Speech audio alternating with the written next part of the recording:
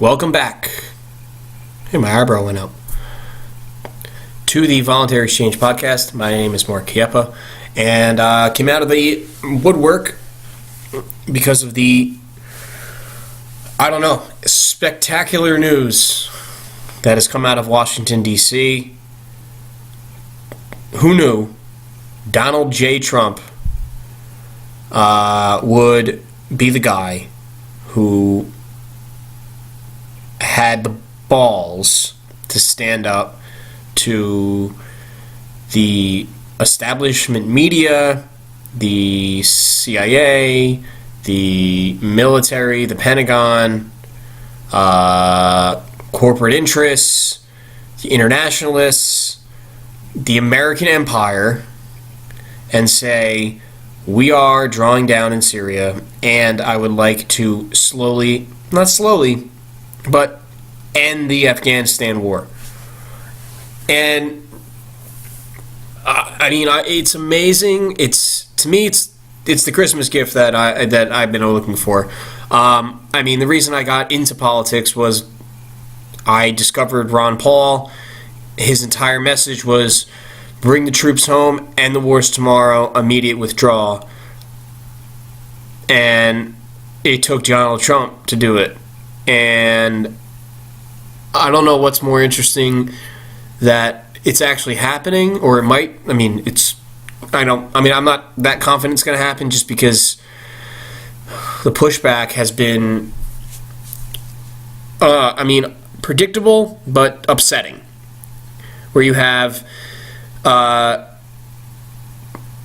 Democrats, liberals, neoconservatives on the conservative side, everybody in the media saying, "Oh, it's just the right time to draw down." If we leave Syria, we leave a vacuum, which is always the excuse that we use now in any war. Any war where we start, the Americans start. When anybody calls to remove our troops from the area or end the war, the response is, but there'll be a vacuum, and violence will take over when we are the number one perpetrator of violence in these countries, including Syria.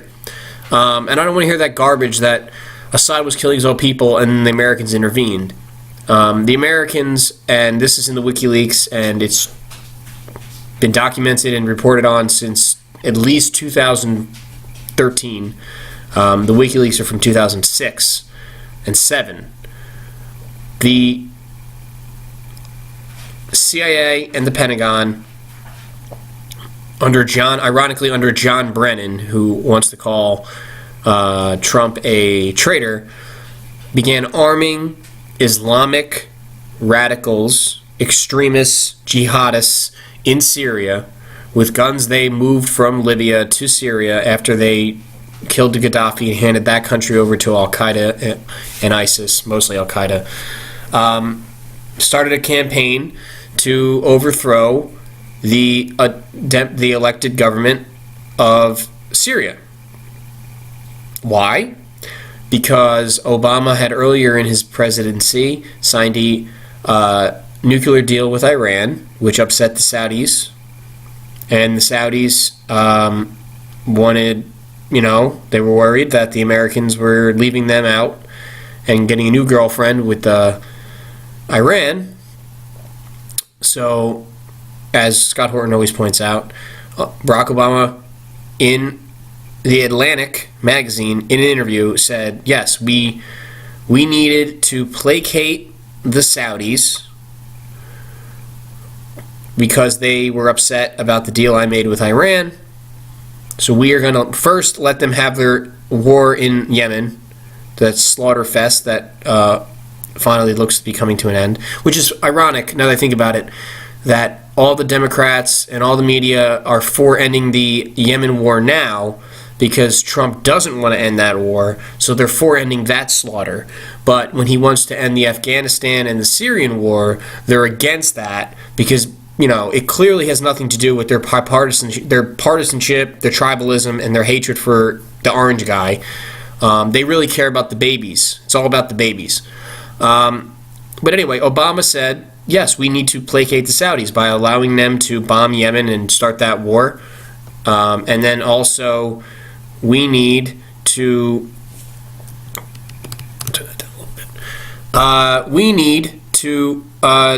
help them overthrow Iran's last ally in the Middle East, Assad in Syria. So that's why we're there. We're there for pure geopolitical bullshit reasons. Previous to that, there's always been a move by the Israelis and the Europeans and us and the Saudis to destabilize Syria so we can run a pipeline through Syria, north through Turkey, the NATO ally, into the EU, and bypass Russia and Iran.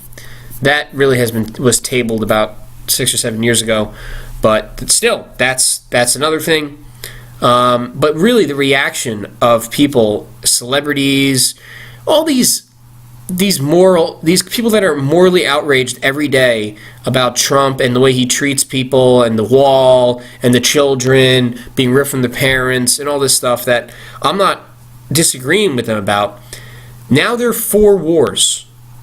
They're tweeting, they're retweeting Lindsey Graham, Bill Kristol, Max Boot, all these people who lied us. James Clapper, who I was actually going to have this podcast about James Clapper's new book.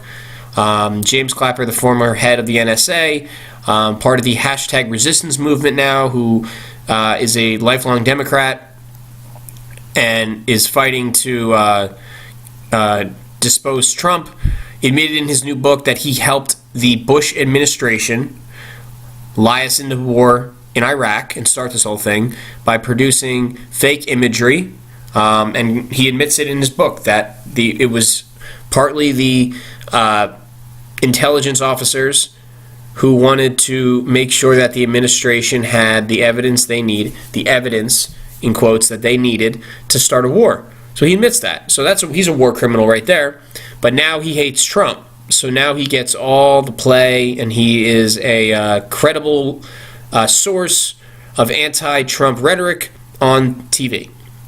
So in the last week, to recap, Donald Trump has signed into law, or tried to, criminal justice reform, which reforms mandatory minimums for non-violent drug sentencing, which is huge. He's signed into law, or attempted to, legalized hemp at a federal level, which will boost the economy tremendously and help to lower prices on hemp products, and also is another step in the direction of legalizing marijuana, which, along with the criminal justice reform, keeps non-violent offenders out of cages for plants. And he also, in the same week, attempted to end 2 wars.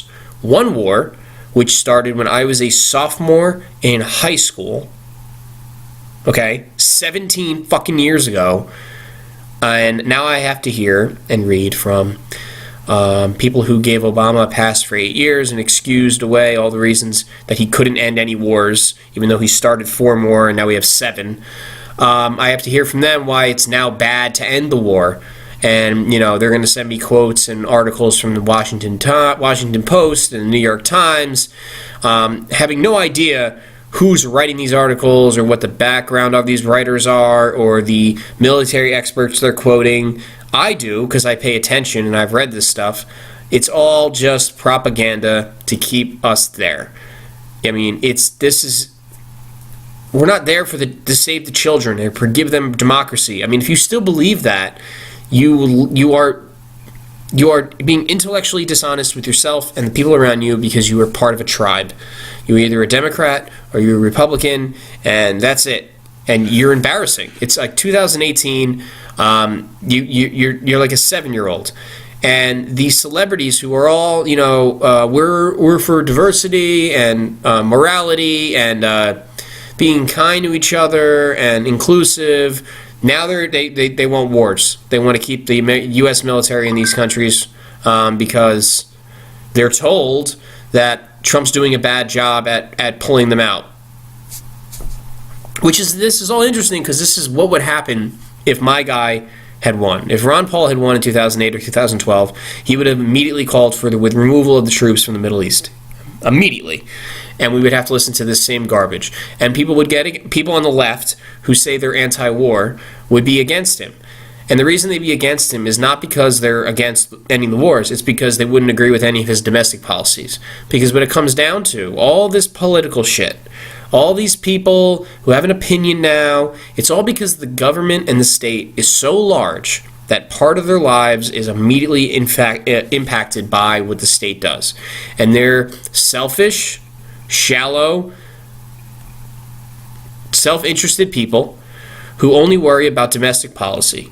And they don't care. They'll sacrifice the lives of hundreds of thousands of people in other countries as long as I don't have to hear about it, and the paycheck keeps coming in, and the welfare keeps coming in, and the health care is free, and I can feel good about myself, and the colleges are funded, and the free education, and the free health care, diversity this, diversity that. They really, really care about the poor and the downtrodden, and making sure that there's not just white people at colleges, and there's women get the same rights as men and all this stuff. They're all for that, except when our military goes to a country, kills the women, kills the children, kills the poor, kills the downtrodden, kills the people that aren't white. They don't care. They don't really care about the troops either. You're going to hear that he's abandoning the mission, he's disrespecting the troops who died, when the last 3 elections, the candidate that's received the most donations from active military leaders, or active military troops, and officers, was the anti-war candidate. So you're just inaccurate. You're inaccurate. So what I say, and what I will be saying to any of the people who want to argue with me about how this ending a war is bad, I am just simply going to send them a link to army.gov/join, and I'm going to ask them to sign up and join and go fight for this cause that they believe in so deeply, even though they have no idea why we're there. And I'm going to leave it at that. This is a celebratory video. I'm drinking my beer and having a good time. I'll say it right now, and I don't care the backlash that I get, because if you disagree with me on this, you're an idiot. Criminal justice reform.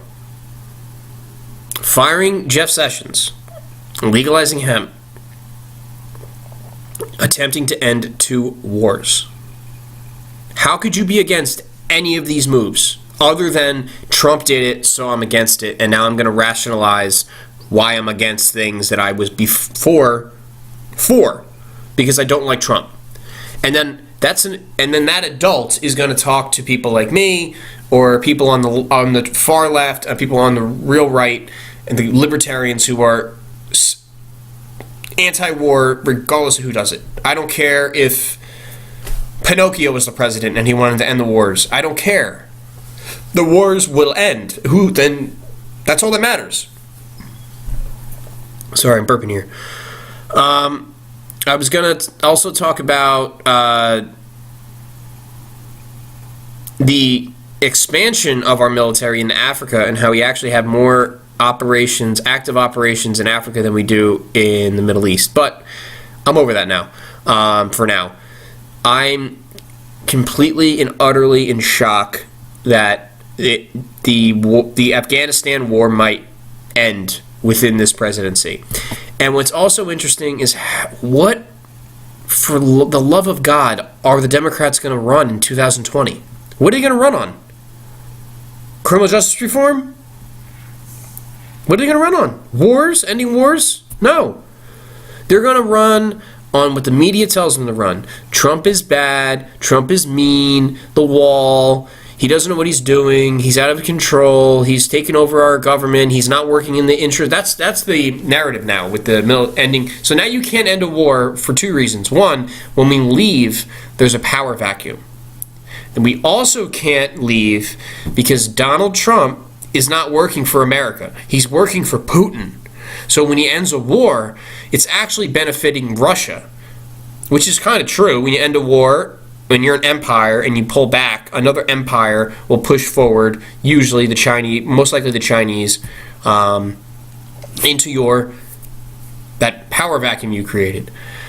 and they sell it to the American people like it's you losing, when in reality all they're doing is taking your sons and daughters and sending them off to die and have PTSD in these areas, so they can shore up their control over the international oil market. It's really just to control choke points, and shut off the oil valve to other countries that disobey with the American empire.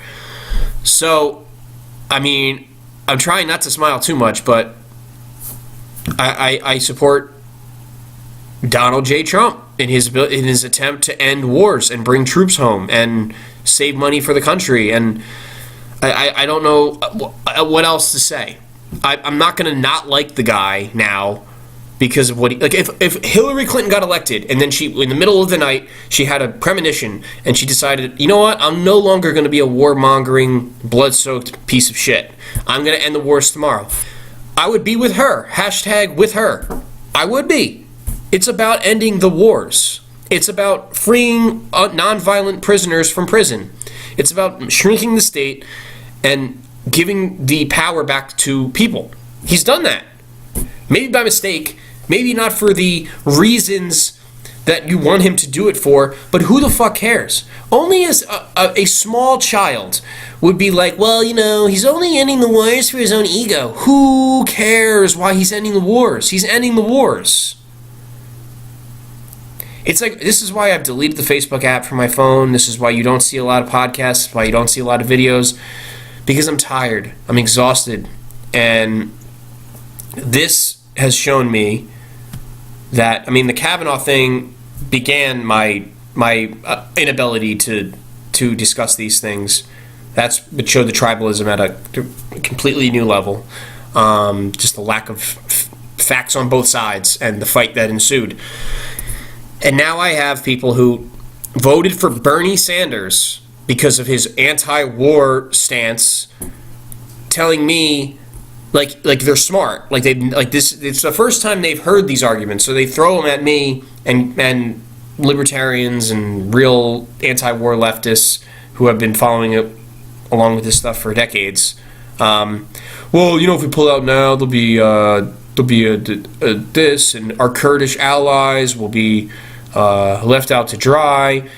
And they don't realize that they're just sending me propaganda talking points from people that I already know are propaganda warmongers. Like, don't send me an article written by Max Boot telling me about why this is a bad idea. Don't send me an article that says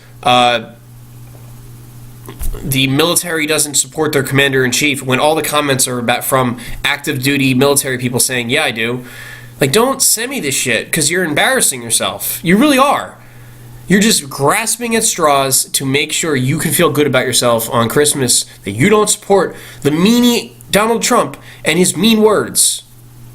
It's amazing. It's a religious, this is another faith thing, where the worship of the state has warped these people's minds to the point where they're against things that they are for. But because Trump's doing it, and he's disrespected the office of the presidency, and he's not, you know, suave and doesn't sound like, I don't know what to say. It's just, I mean, it's like the same video I did when George Bush died, where it's the same zombie response from smart people who consider themselves progressive. I'm a progressive. Are you? You're for slaughtering children, for imperialism. You're like literally a sheep and a stooge for blood-soaked, sociopathic nut jobs in armchairs at the Kagan Institute and the American Enterprise Institute and the Institute for War. Places, I know you don't know any of this. Or the Weekly Standard, which is a magazine that's going out of business because people don't, the left, the right wing in America doesn't want to fight their wars anymore. I know you don't know what I'm talking about, but from somebody who knows what the fuck he's talking about, you seem like a child. So yes, I am completely on board with Donald Trump's, right now, with Donald Trump. I'm on board. Team Trump. Sorry, fuck you. I don't know how you could be against. You can be against him, but you can't be against these moves and have a rational discussion with me and say that, oh, well, no, I really don't like wars, but what he's doing is wrong. Then you're not for ending wars. You're not. Then you don't understand who the actual problem for. It's us. You're just. I mean, again, the words don't come out because it's just. I feel like I'm arguing with 11-year-olds, but I'm arguing with 30 to 50-year-olds, and then I am reading things online from people that are supposed to be smart. And again, I always say this: Trump getting elected completely fucked over politics for people who pay attention and people who know things. They might disagree. I might disagree with people on policy, but we can have a debate. Trump ruined it. It's not his fault. He just got elected. But now, just like if you were a mechanic and you knew everything about replacing a trans or fixing a bumper or whatever the fuck it is, and now you turn to your left, and every time you're under a car working on it, there's 1,000 people telling you what you're doing wrong, none of them having any experience or any skill in being a mechanic. And that's what politics is now. Everybody has an opinion, and 97% of them are uninformed and embarrassing. They don't know that they're embarrassing because they're surrounded by the other 97% that doesn't know what they're talking about. But they're embarrassing. So that's about 20 minutes. That's really all I'm going to say. I'm in complete and utter shock that this might happen. I'm completely rooting for it. I hope it happens tomorrow. I hope the troops are home by Christmas. Whatever. I hope they hug their. I hope I never have to go to another sporting event and sit through one of those stupid reunion ceremonies because the troops will all be here, and we won't have to. I won't have to turn to the guy next to me and go, "Well, why was he sent to Somalia for 2 fucking years and ripped away from his child?" Do you know why? Because I know why. And then people just stand there. Why don't you support the troops? I do. I don't want them to go there in the first place, idiot. So I hope that's over. But I doubt it is. I'm waiting for the other shoe to drop where there's a terrorist attack here, there's a terrorist attack there, there's a bombing in this, there's a bombing there. And it's used as a precursor and an excuse to keep the troops there. And everybody just buys in. But I'm going to stay positive. It is the holiday season. And with that, I'm going to end it. But I will say to everybody who listens and watches, have a happy holiday. Have a Merry Christmas, if that's the thing you do. And Christmas. And have a Happy New Year. I might do another one of these before the New Year. And we'll see how this goes. I'm going to be following along with Trump and see if all this stuff passes. But drawdowns, ending of wars, this is literally the reason that I am political, is to end these wars. And Donald fucking Trump, huh? Who knew? So until next time, actually, peace.